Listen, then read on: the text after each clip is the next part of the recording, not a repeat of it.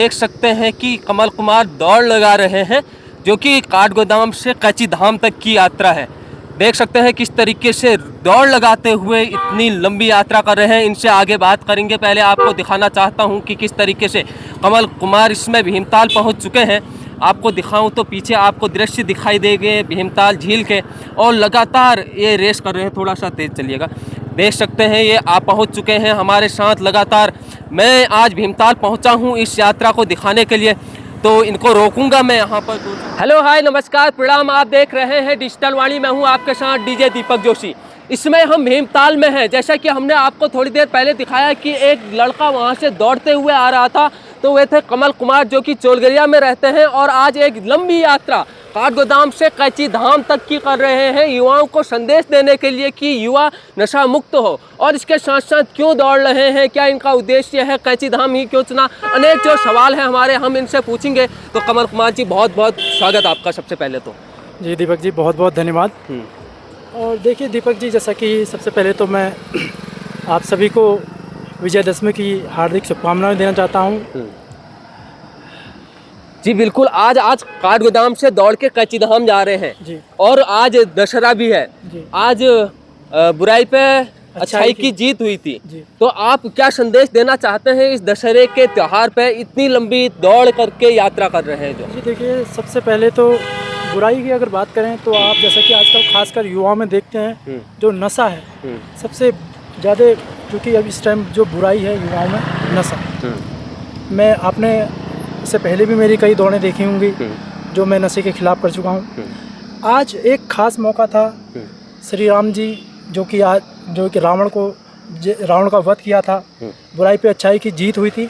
तो उसी के लिए मैंने, वो आज सभी छुट्टी का दिन भी है, तो मैंने कैची धाम ही इसलिए चुना, एक पावन धाम भी है। और इतना लंबा डिस्टेंस इसलिए चुना, इतना लंबा डिस्टेंस में एक अच्छा संदेश, इतने बड़े एरिया को एक संदेश, अच्छा मैसेज जाए युवाओं में। आजकल खासकर जो सूखा नशा है, जैसे कि जो ड्रग्स, ये चीज़ें चल रही हैं, तो युवाओं, खासकर युवा जो पीढ़ी है, उनको एक संदेश देना है कि फिट रहें, हिट रहें और दौड़ते रहें। बिल्कुल। आपको पता है कि शहरों के साथ साथ पहाड़ों में भी नशे का कारोबार लगातार बढ़ते जा रहा है और पहाड़ के युवा भी नशे के तरफ बढ़ रहे हैं। तो आप बताइए, काठगोदाम से जो कैची धाम तक की दूरी है कितना किलोमीटर है लगभग? जी लगभग दीपक जी, मेरे अनुमान से 45 किलोमीटर समथिंग है। तो अभी लगभग मैं 20 किलोमीटर शायद कंप्लीट कर चुका हूँ। 20 किलोमीटर दौड़ के आ चुके हैं भीमताल में। हमने इनको रोक लिया थोड़ी देर, इसके लिए डिस्टर्ब के लिए माफ़ी। लेकिन इतना बड़ा संदेश लेके 45 किलोमीटर की दौड़ यात्रा कमल कुमार जी कर रहे हैं, हमारे पहाड़ के युवाओं के लिए बहुत बड़ा संदेश है। तो इससे पहले आप कितनी यात्राएं कर चुके हैं और सबसे बड़ी यात्रा लगभग आज ही है क्या? जी देखिए दीपक जी, इससे पहले भी मैंने प्रयास किया था जो चोरगिला से कैची धाम बाबा नीम करौली जी के आश्रम तक पहुंचने का, लेकिन कुछ प्रॉब्लम्स की वजह से उस टाइम नहीं कर पाया था। 30 किलोमीटर के बाद थोड़ा इंजरी आ गई थी, उस समय नहीं कर पाया था। लेकिन आज मैंने सोचा कि काठगोदाम से कैची धाम तक की यात्रा जो 45 किलोमीटर है, उसे लगभग कंप्लीट करूंगा मैं। तो सुबह कितने बजे से निकले हुए हैं आप काठगोदाम से? सुबह दीपक जी 6:45 के लगभग मैं काठगोदाम चौराहे से निकला हूँ।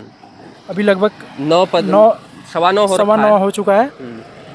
यानी कि 9:15 इस समय हो चुका है। भीमताल पहुंच चुके हैं। इसी रफ्तार से गए तो ये 11:30 या 12 बजे के करीब आप कैची धाम में पहुंच जाएंगे। तो कैची धाम से वापस जाते वक्त गाड़ी में जाएंगे आप? जी।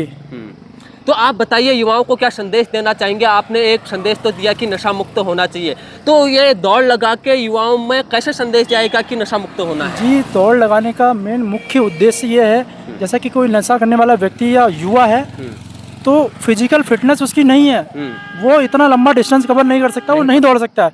मेन मुख्य उद्देश्य यही है कि मैं इतना लंबा डिस्टेंस कवर कर पा रहा हूँ क्योंकि मैं नशा नहीं करता हूँ। यही मुख्य उद्देश्य है कि मैं युवाओं से कहना चाहता हूँ कि नशा छोड़ो। नशा कोई ज़िंदगी नहीं है, नशा जीवन नहीं है, नशा आपको समाप्त कर देगा।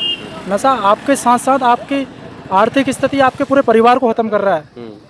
जी बिल्कुल। आप समझ सकते हैं कितना बड़ा संदेश है। आप समझिएगा कि किस तरीके से नशे से पहाड़ बर्बाद हो रहे हैं। एक लड़का चोरगरिया का रहने वाला, जिसके पहाड़ से, लेकिन आप चोरगरिया में रहते हैं, दौड़ आप पहाड़ के युवाओं के प्रेरित करने के लिए लगा रहे हैं। आपने पहाड़ के युवाओं को वहाँ रहने के बाद भी इतनी प्रेरणा देने की सोच कहाँ से आई? जी, जैसा कि आपने देखा होगा मेरी कई दौड़ें जो अपने ही क्षेत्र में हो चुकी हैं। मैं निरंतर अपना, जो कि संडे रहता है उसमें निरंतर अपने ही क्षेत्र में ये जो रन है अपनी करते रहता हूँ। संडे को जो लॉन्ग रन होती हैं अपने क्षेत्र में करते रहता हूँ।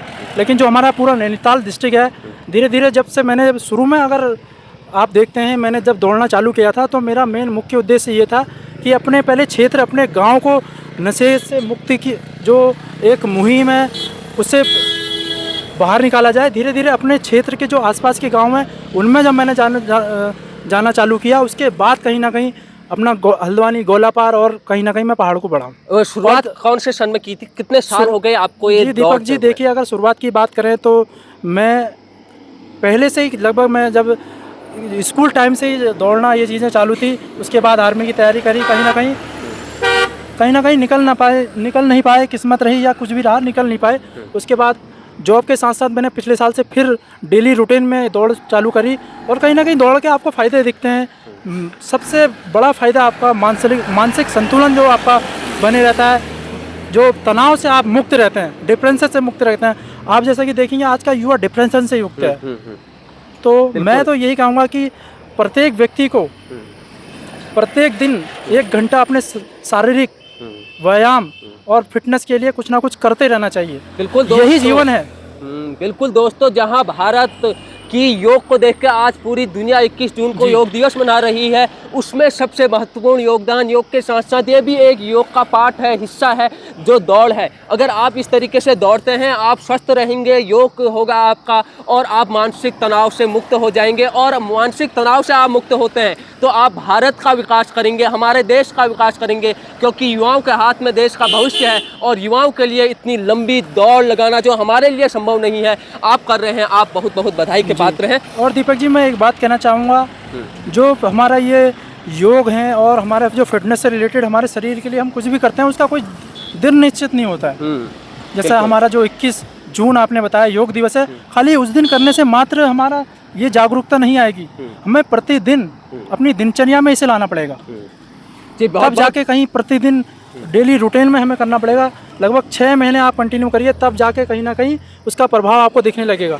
और कई युवा, कई मेरे दोस्त हैं, कई मित्र हैं, वो 2-4 दिन करते हैं, छोड़ देते हैं, कोई परिणाम नहीं आता है। 2-4 दिन में कोई परिणाम नहीं आता है। आप कंटिन्यू करेंगे 6 महीने, 7 महीने, साल भर भी लग सकता है, तब जाके कहीं ना कहीं आपको परिणाम दिखता है।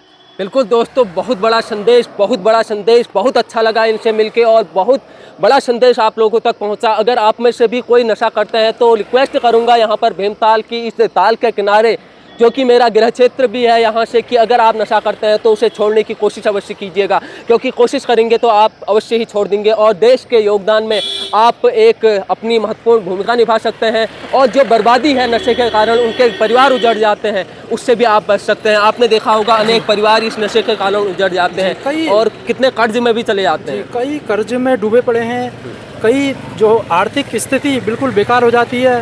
कोई घर में कमाने वाला कमा भी रहा है तो सब नशे में उड़ा रहा है। और ज़्यादातर ये हमारे पहाड़ों में भी दीपक जी देखा जा रहा है। बिल्कुल। तो मेरा पहाड़ों को आने का मेन मुख्य उद्देश्य यही था कि अपने क्षेत्रों के साथ साथ जो अपने पहाड़ी क्षेत्र हैं उनको भी कहीं ना कहीं, उन क्षेत्रों में भी युवाओं को जागरूक करने की एक छोटी सी मुहिम है। और मैं इसमें अपनी उत्तराखंड पुलिस को भी कहीं ना कहीं इसमें जोड़ना चाहूँगा, क्योंकि हमारी जो मित्र पुलिस है वो भी कहीं ना कहीं नशा मुक्ति से रिलेटेड अभियान निकालते रहती है।